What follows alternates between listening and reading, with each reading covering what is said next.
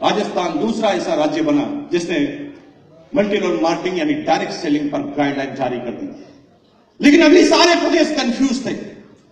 इस गाइडलाइन में मैं वो रोल कभी नहीं भूल सकता भाई, बिहार और झारखंड वालों का मैं सल्यूट करता हूं कि इस बिजनेस में अगर डायरेक्ट सेलिंग में गाइडलाइन आने का सबसे बड़ा रोल अगर किसी डिस्ट्रीब्यूटर का है तो बिहार और झारखंड के डिस्ट्रीब्यूटर का है। सल्यूट करता। अब गाइडलाइन बन गई, लेकिन कंफ्यूजन बड़ा था। दो स्टेट के समझ जाने से हिंदुस्तान नहीं चलता।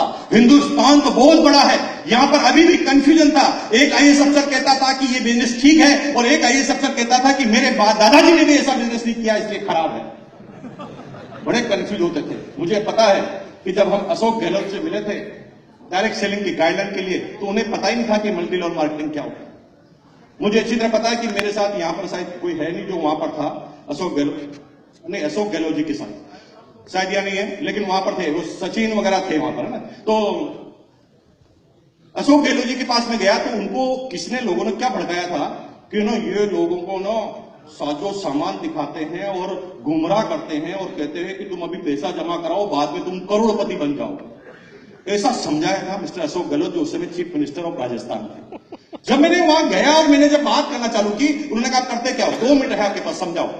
मैंने कहा 2 मिनट में तो इतना ही समझा सकते हैं। वैसा भी मेरे पास पेन है, इसका नाम जो लिखा हुआ पेन की कंपनी है, इस पे लिखा हुआ लिंक, LINC या ऐसे कोई स्प्लिंग थी, लिंक है।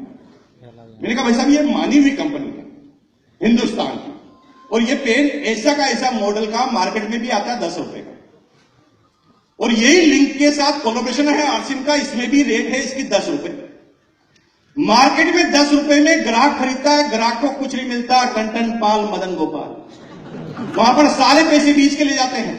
यहां पर पेन खरीदने के बाद आपको आश्चर्य होगा कि ये पेन 9 रुपए में तो सीधा ग्राहक को मिलता है, और 9 रुपए से लगाकर 5 रुपए यानी 4 रुपए का जो 20 का कमीशन है ना, ये हम सब लोगों के बीच में वापस आता है। तो बताइए ये मनी सर्कुलेशन है कि बिजनेस है? एक लाइन में वो समझ गया, वो कहे इसमें क्या है, ये तो फायदे की बात है, और क्या बनाते हो? मैंने कहा हमारा आटा भी आता है। आटा भी आता है? हमें तो लगा कि हमें तो बताया गया कि आप लॉटरी के टिकट निकालते हो। बात समझ में आई।